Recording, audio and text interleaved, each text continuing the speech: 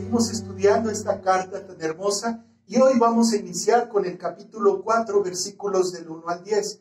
Y antes de iniciar con la lectura de los versículos, quisiera yo meditar en algunas preguntas que normalmente nos hacemos cuando estamos vulnerables o cuando estamos en un concepto de duda. ¿Aún no tienes respuesta a tus oraciones? ¿Concluyes que Dios no te escucha? ¿O posiblemente Dios te ha olvidado? ¿O hasta cuándo, Señor? ¿Hasta cuándo verás la aflicción de tu siervo? En ocasiones ha pasado por nuestra mente este tipo de preguntas y si bien no las expresamos, pero se quedan ahí en nuestro corazón. O cuando las expresamos, lo hacemos como si fuera un tema de queja. Recordemos que nuestra fe es viva y ha sido el tema que hemos estado centrando cada noche en estas citas y por lo tanto está llena de acciones prácticas. Tenemos el alimento espiritual y llega el momento de ponerlo en práctica. En este capítulo se inicia con un acontecimiento que pasa desde un círculo tan íntimo como es un matrimonio, una familia o incluso una amistad.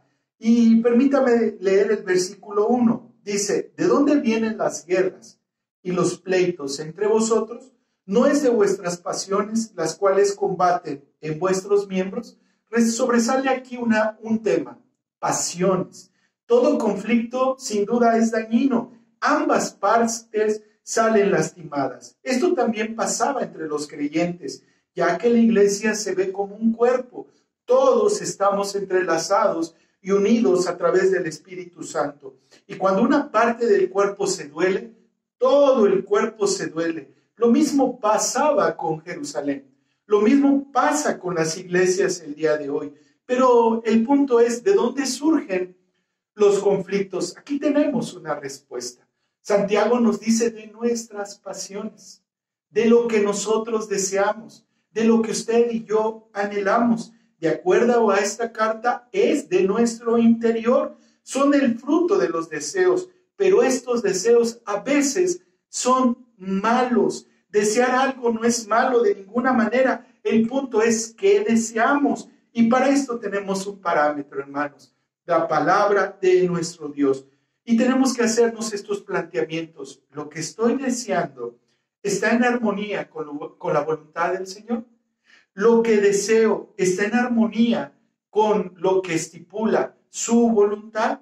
Y ojalá esto quedara ahí. Si no, ¿qué es lo que sucede? Conflicto, guerras, dice Santiago, incluso pleitos. Qué difícil, pero es una realidad. Y cuando estamos pensando en algo, lo primero que nos roba este pensamiento es la paz. Es la paz inmediatamente, no dormimos pensando, analizando incluso escenarios, probabilidades, y todo esto, hermanos, nos quita el gozo definitivamente. Nuestro Dios desea controlar estas pasiones, porque en primer lugar, Él las conoce, y para entenderlo es muy sencillo. Mire, déjeme preguntarle, ¿en qué piensa durante el día? Y quiero llevarlo a un ejemplo. Un corredor que es de alto rendimiento, él día y noche está pensando en mejorar en esa marca. Ese corredor dedica todos sus recursos, tanto físicos como económicos, en poder cumplir esa marca. Incluso su alimentación gira en torno al deporte que está practicando. Y el punto es, esa es su pasión. El punto es llegar a ese momento del concurso, de la competencia y poder mejorar sus propias marcas. Pero ¿por qué menciono este ejemplo? Porque ese hombre vive, despierta y sueña con esa marca. ¿Y qué es lo que pasa con los hijos de Dios? Todo lo que está en nuestra mente, todo lo que está en nuestro corazón, tarde que temprano, sale a la luz. Por eso Dios desea controlar estas pasiones. Y mire de qué manera. El versículo 2 dice, codiciáis y no tenéis, matáis y ardéis de envidia y no podéis alcanzar, combatís y lucháis, pero no tenéis lo que deseéis, porque no pedís. Lo primero que nos dice el Señor es pedir. Pedir. ¿A quién pedir? al Señor. ¿Por qué pedir por todo? ¿Cuándo pedir siempre? ¿Cuándo dejar de pedir? Nunca. La forma usted y yo la conocemos, que es la oración. Hablar con Dios. ¿Y esto cuándo lo podemos hacer? En todo el tiempo. La cercanía con nuestro Dios está a nuestras manos con tan solo orar. Y esto es bellísimo, hermanos. Pero Santiago da una lista, dice que codiciamos, y dice que tenemos envidia, y dice que combatimos, y dice que hay lucha, hay riña. Entonces, ¿por qué en medio de un entorno complicado que presenta Santiago, nos dice que pidamos, que busquemos a Dios? Esto significa que estamos controlados por medio del Espíritu Santo. ¿Recuerdan esa predicación de la lengua, versículos anteriores? Dios toma el control de nuestra vida. El versículo 3 nos dice, pides y no recibes, porque pedís mal para gastar en vuestros deleites. A ver, vamos a ir entendiendo a Santiago. Primero habló de pasiones y ahora habla de deleites. Entonces, cuando está esta combinación, es la peor de todas. ¿Por qué? Porque ya no hay control, todo es válido, todo es bueno, y entonces aquí, ¿quién controla nuestra vida?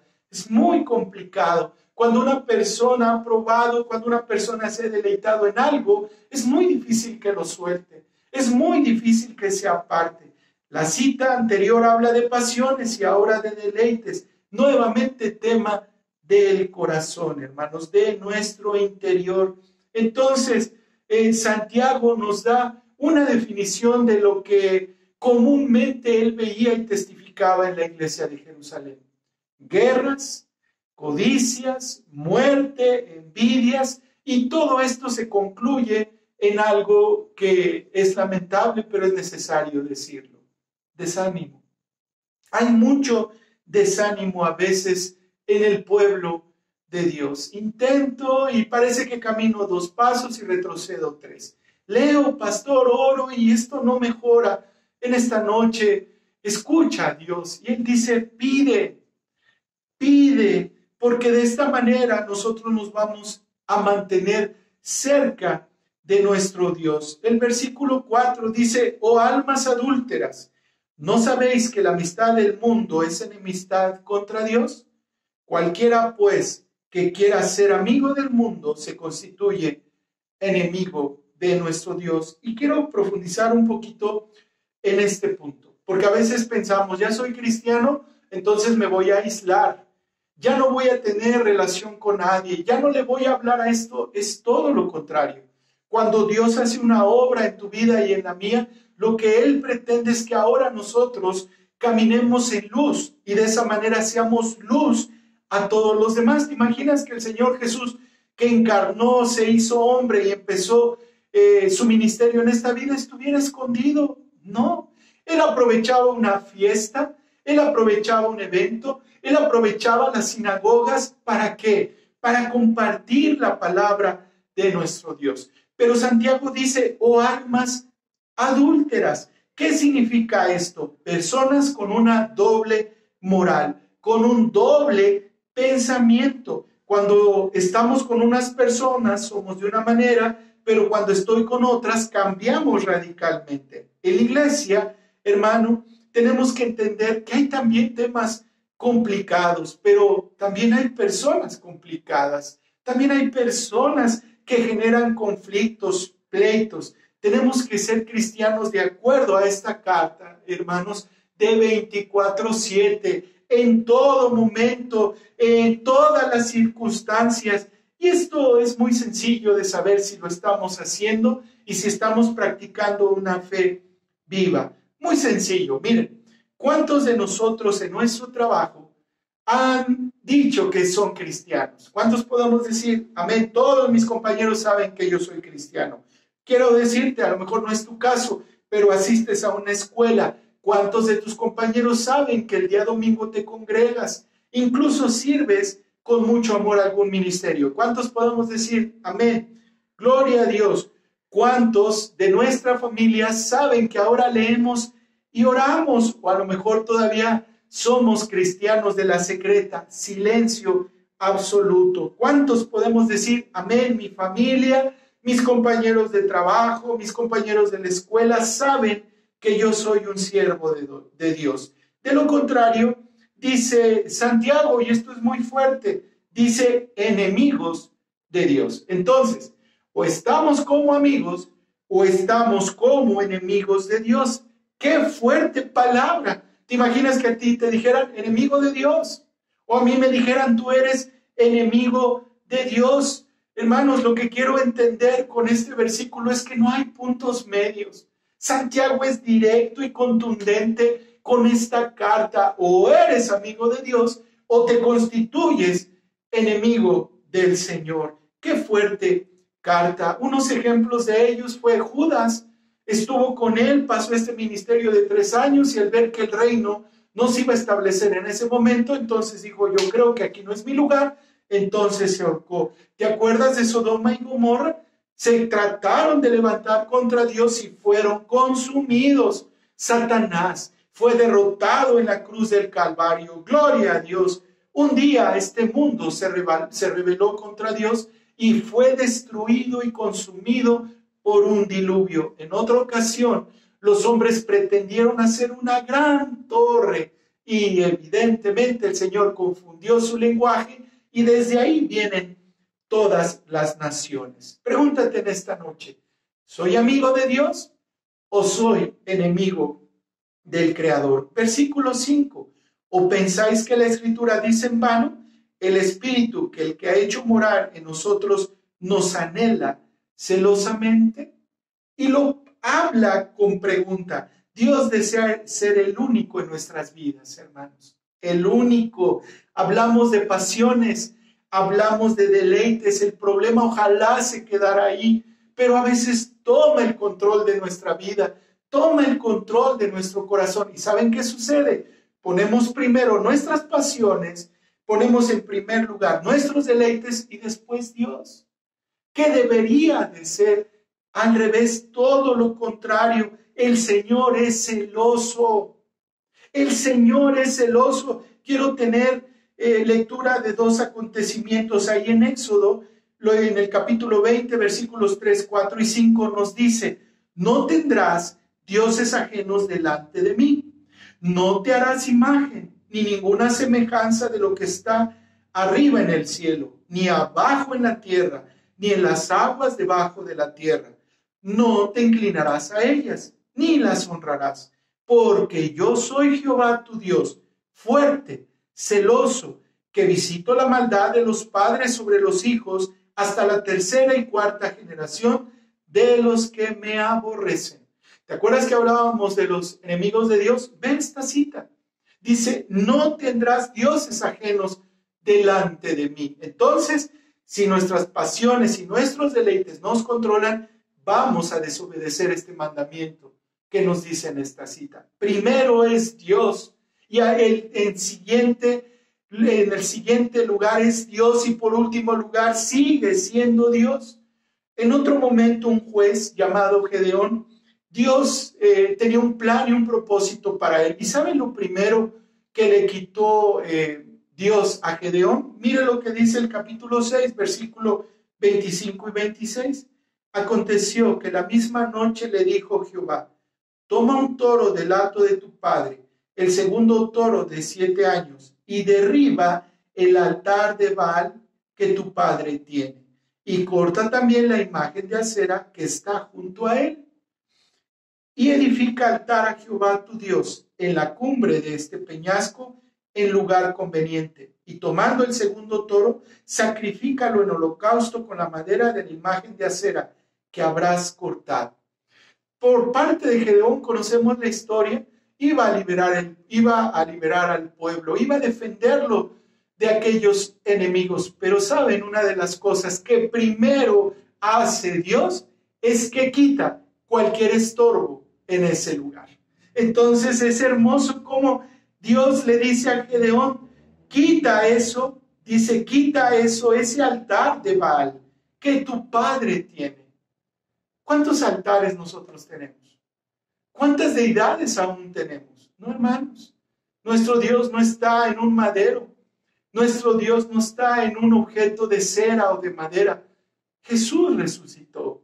Él vive. Él no está en ningún lugar. Él está en su trono de gloria, hermanos. Por eso tenemos que cuidar este aspecto. Dios es celoso.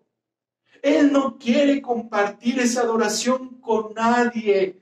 A veces nos confunde la religión. Decimos, es que los santos son intermediarios para hablar con Dios. No, tenemos un canal directo con nuestro Dios a través de la oración. No hay intermediarios. Es directo la comunión con nuestro Dios. Dios es celoso y además nos anhela. Y este llamado es por amor, hermanos. Por amor.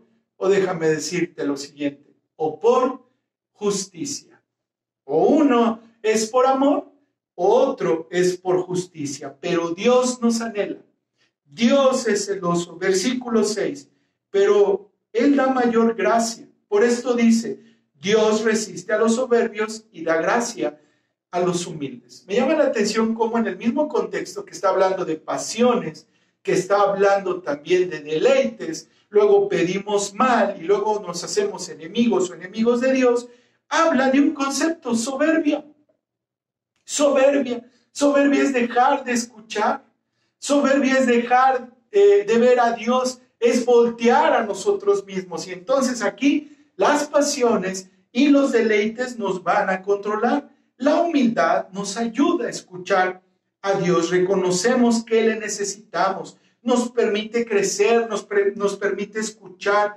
Todo esto se convierte en bendición, en sanidad para nuestra alma y nuestro espíritu. Humildad, el antídoto para la soberbia. Por el contrario, la soberbia nos lleva a ser egocéntricos y le quitamos lo peor de todo, la gloria a nuestro Dios. Esto es palabra de Dios. Él resiste a los soberbios. Lo voy a repetir. El Señor resiste a los soberbios. Pregúntate, ¿de qué te jactas? Yo me pregunté, ¿de qué me jacto? Si todo se lo debemos a nuestro Dios y lo que Él nos ha dado nos convierte en mayordomos, en dar buenas cuentas al Señor, a mayor responsabilidad, mayor privilegio, pero también mayor gozo, porque entendemos que todo es para Él y todo es de Él. Amén, iglesia. Amén, hermanos. Todo es de nuestro Dios. Nuestra propia vida es de nuestro Dios. Hermanos, ¿qué hacer entonces? Antes de terminar, versículo 7, 8, 9 y 10. Vean qué belleza de citas. Miren lo que dice el versículo 7. Someteos pues a Dios, resistid al diablo y huirá de vosotros. Entonces, viene humildad, soberbia, y en esta escala que viene dando de calificativos, Santiago dice, sométanse pues a Dios. ¿Y esto qué implica? Nuestras pasiones, nuestros deleites. Dios es celoso. Nuestras oraciones en pedir, someternos a Dios en que se haga su voluntad y que se cumpla el propósito que Él ha trazado para nuestras vidas. Después viene una parte, dice, resistir al diablo. ¿Qué significa? Que el enemigo de nuestras almas va a estar ahí haciendo mella, atacando.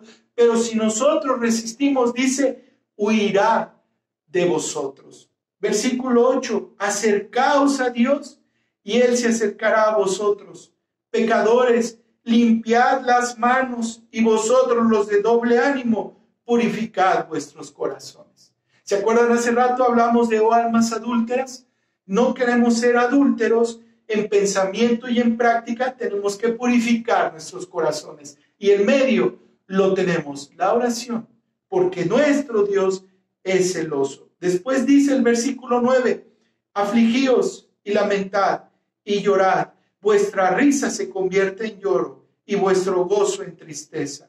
Humillaos delante del Señor y Él os exaltará. Humillaos delante del Señor y Él os exaltará.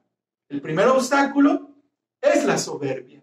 Pero si nosotros nos humillamos, estamos viviendo una fe viva. Si nosotros nos purificamos, estamos llevando a la práctica lo que hemos aprendido. Si nosotros limpiamos nuestras manos, estamos perfeccionando nuestro camino. Si nosotros nos acercamos a Dios, estaremos sin lugar a dudas en luz. Pero si concluimos en someternos, se convierte en un círculo, hermanos, de bendición. Y Satanás, cuando hay un círculo bien cercado, no puede entrar, hermanos, no puede penetrar. ¿Con esto qué quiero decir? ¿Que no existen las pasiones? ¿O con esto no va a haber atracción a los deleites? No, yo no estoy diciendo eso. Yo lo que estoy diciendo es que cuando nos sometemos, nos acercamos, nos purificamos, nos limpiamos y nos humillamos delante del Señor, entonces estamos por el camino correcto, por el que le agrada a nuestro Señor. ¿Y esto qué trae como bendición a nuestras vidas? Evitar las guerras, evitar los pleitos, evitar ser enemigo de nuestro Dios. Sin duda ha sido un tiempo especial con esta enseñanza, hermanos. ¿En qué parte estás? ¿En qué etapa estamos? Dios quiere una iglesia que se someta. Dios quiere un pueblo que dependa de Él. Él es celoso, hermanos. Es una palabra que pocas veces mencionamos. Es una palabra que pocas veces tratamos. Pero o estamos con Dios o estamos sin Él. Hoy examinémonos. ¿Cómo estamos con nuestro Dios? ¿Más cerca? ¿Más sensibles? ¿En contentamiento? ¿Con paz? ¿O es todo lo contrario? ¿Amigo o enemigo de Dios? La decisión la tiene usted. Por eso hoy, si tú sabes y tu conciencia en esta noche te dice que tú no eres parte del pueblo de Dios, que has escuchado, que eres simpatizante, pero tu conciencia te acusa, tus pensamientos te dicen que no somos cristianos, arrepintámonos en esta noche.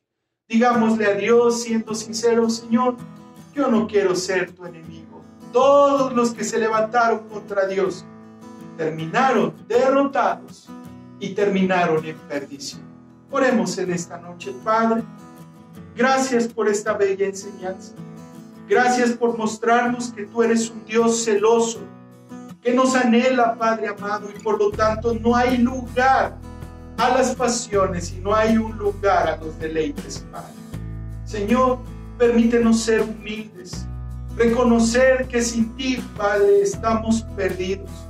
Somos como un barco en naufragio, Señor, pero contigo, Padre, hay un destino, hay un final, Señor, así como hay un principio. Y eso es, Padre, estar en comunión con tu Hijo Jesucristo. Señor, oro por mis hermanas y hermanos que han perdido el ánimo, Señor, que piden y no hay respuesta, Padre amado. Pero aquí hemos estudiado que sí es correcto pedir, pero solamente es una parte de la tarea. Tenemos que pedir, pero también limpiarnos, pero también someternos, también purificarnos, también acercarnos a ti, Señor. Entonces estamos hablando de un todo, de una fe viva, Padre amado. Gracias, Señor. Haznos hombres y mujeres practicantes del Evangelio, Padre, y en el lugar donde tú permitas que estemos, que podamos ser luz y sal a todas esas personas, Señor. Gracias por esta hermosa carta, Padre, y gracias por estos versos que traen enseñanza y mucho ánimo a nuestra vida. En Cristo Jesús oramos. Amén y amén. Que Dios les bendiga y que tengan una hermosa noche.